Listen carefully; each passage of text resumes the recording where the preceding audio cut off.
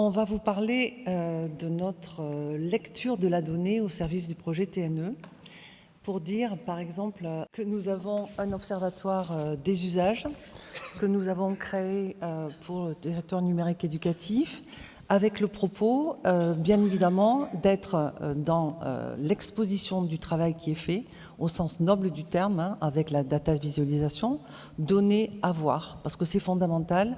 D'une part, parce qu'il y a de l'argent public qui est utilisé, et la moindre des choses, c'est de savoir en rendre compte, mais aussi exposer à ceux qui travaillent avec nous les résultats de ce que nous mettons en œuvre ensemble. Donc la data visualisation, elle sert à ça. On n'a pas un amoncellement de fichiers Excel à vous proposer, on a ces fichiers Excel qui sont utilisés pour donc rendre compte de ce qui est fait et proposer notamment un partage des données. Ce que nous faisons d'ores et déjà, puisque nous en avons beaucoup, que nous soyons collectivité ou État, mais voilà, il faut que nous ayons cette gouvernance de la donnée qui nous permet de travailler mieux ensemble. Dans ce travail de data visualisation, nous avons la chance de travailler avec la DSI, bien sûr, de Montpellier, enfin de Région Académique Occitanie, puisque maintenant elle est régionalisée. Et nous avons un data scientist dans notre équipe. Et au niveau de la DSI, Maryse Bichon-Nougaillac, qui est administratrice de la donnée.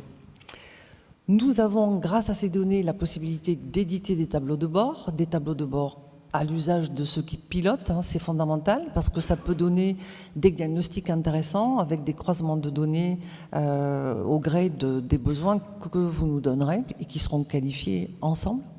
Et ça, c'est un travail de fond aussi.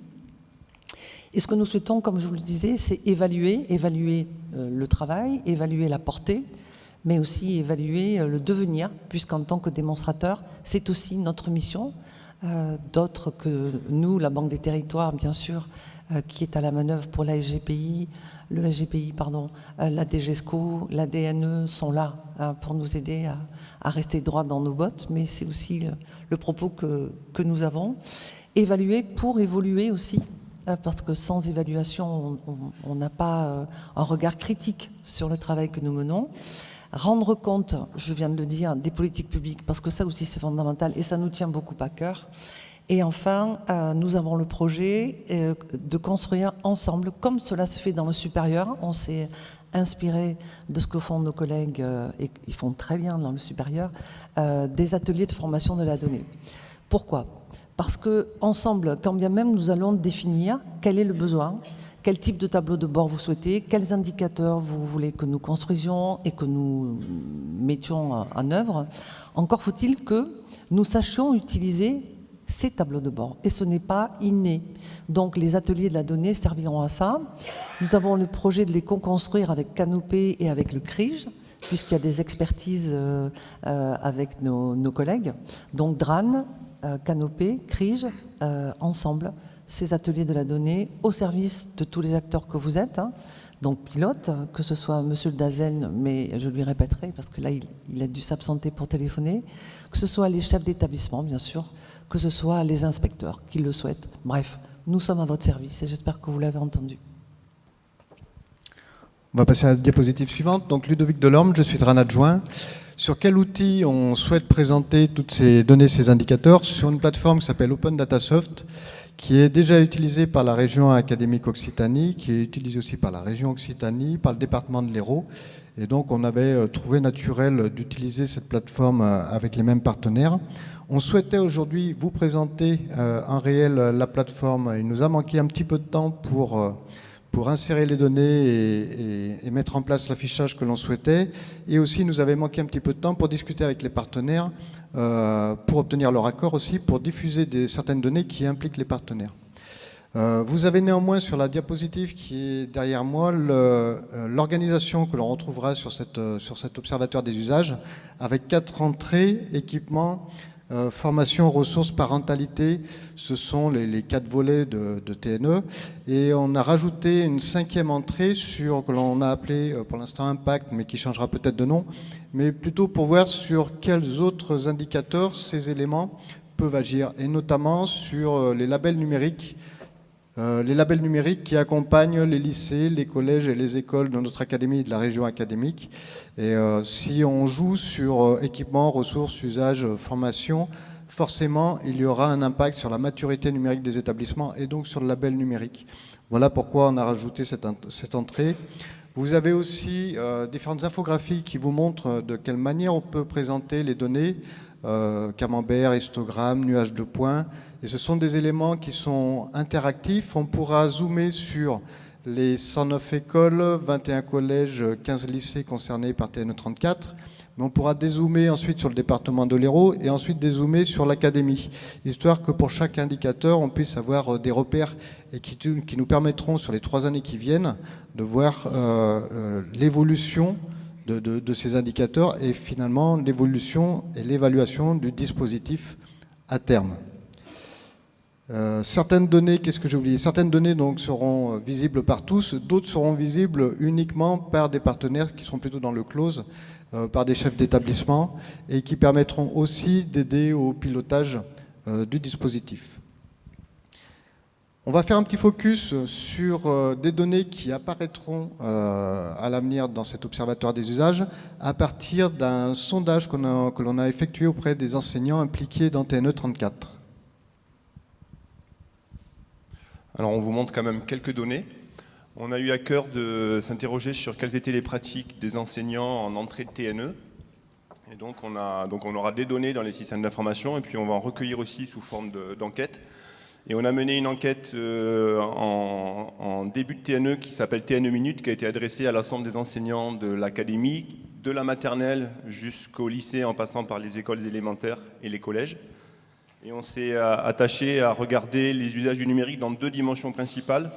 Comment les enseignants utilisaient le numérique pour leur pratique de préparation des cours. Et ensuite, sur un autre volet, comment ils utilisaient le numérique à l'intérieur des classes. Et une fois dans la classe, en distinguant leur usage propre pour guider les séances. Et puis aussi la façon dont ils rendaient possible les usages par les élèves eux-mêmes. Donc on a interrogé l'ensemble des enseignants, on a eu plus de 1700 réponses qui nous permettent d'exploiter cette enquête. Et on peut déjà évacuer un sujet, c'est celui de l'appropriation des enseignants du numérique dans la préparation de leurs cours, puisque de façon quasi complète, les enseignants préparent leurs cours avec l'outil informatique, leur support, les activités pour les élèves. Donc en réalité, il n'y a plus trop de questions sur cette pratique-là d'utilisation du numérique dans ce cadre-là. Et on va pouvoir regarder plus précisément, une fois qu'on rentre dans la classe, qu'est-ce qui va se passer.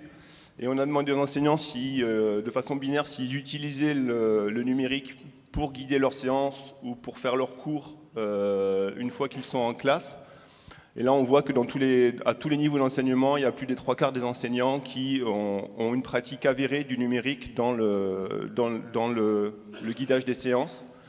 Et puis après, on vous présente les principaux résultats. On vous les communiquera en détail dans la plateforme.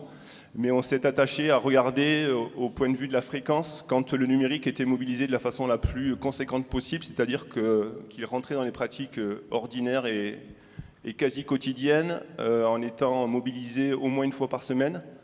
Et là, on voit apparaître des différentiels, et en particulier la situation de la maternelle, que vous savez qui est traversée par des questions de société sur l'usage des écrans pour les plus jeunes des élèves.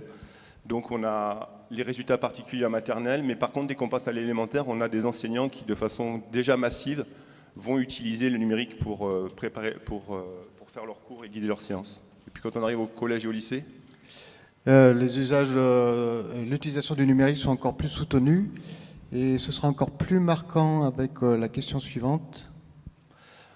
Alors là, on bascule du côté de l'activité propre des élèves avec les outils du numérique. Donc quand les élèves ont accès à des salles dédiées, à des tablettes, à des équipements qui leur sont mis à disposition pour les rendre actifs, et toujours sur la question de la fréquence, là on voit aussi une disparité importante avec jusqu'au niveau collège, à peine un quart des élèves qui ont un usage très régulier du numérique lorsqu'ils sont en classe et lorsqu'ils sont en activité avec leurs enseignants. il y a juste une démarcation pour le lycée. Voilà, et là on peut voir un effet de l'ordi région qui est distribué depuis 2012, je crois, à tous les élèves de seconde qui sont dans un lycée public labellisé numérique. Et l'idée de TNE est d'équiper les écoles, collèges et lycées. École-collège, c'est aussi pour permettre de faire augmenter ce pourcentage. On refera cette évaluation, ce sondage à la fin de TNE, avec les mêmes questions, pour voir si les pourcentages auront évolué. On a aussi questionné les enseignants sur les freins qui étaient liés à leur pratique du numérique. Alors ils ont évoqué effectivement les questions de mise à disposition de matériel et les questions de formation dont on s'est emparé de façon très résolue dans le TNE. Et on suit aussi le marqueur des enseignants qui sont dans une situation particulière qui est de ne jamais utiliser le numérique et de ne jamais le faire utiliser à leurs élèves. Et il se trouve quand même en proportion assez significative au début du TNE. Et on se donne comme objectif commun, bien évidemment, d'amener ces enseignants-là à s'approprier le numérique pour les plus-values qu'ils représentent et sur lesquelles on est tous assez d'accord. On a terminé, Sabrina. Écoutez, merci beaucoup. Alors,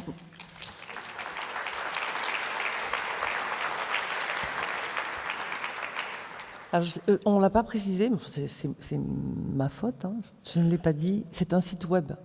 Donc ça veut dire que vous pourrez le consulter aisément dès l'instant où, on libérera l'adresse qui pour l'heure est, comme l'ont évoqué Ludovic et Sébastien, pour des raisons de confidentialité et d'accord avec nos partenaires en clause. Mais bien sûr, c'est fait pour être en open data, vous l'avez compris. Dire aussi que je pense que c'est un vrai progrès que de pouvoir utiliser la transparence grâce au numérique et le partage commun, parce que c'est comme ça qu'on pourra encore mieux réussir ces défis qui nous sont posés aujourd'hui par une société de plus en plus numérique, des métiers numérisés ou numérisants et des élèves qui ont besoin d'aller vers ces filières-là. Je vous rappelle que nous sommes un pays qui a plus de 300 000 postes qui ne sont toujours pas pourvus et que la souveraineté nationale passera par l'orientation de nos élèves vers les filières numériques, aussi larges qu'elles sont. Voilà, merci beaucoup.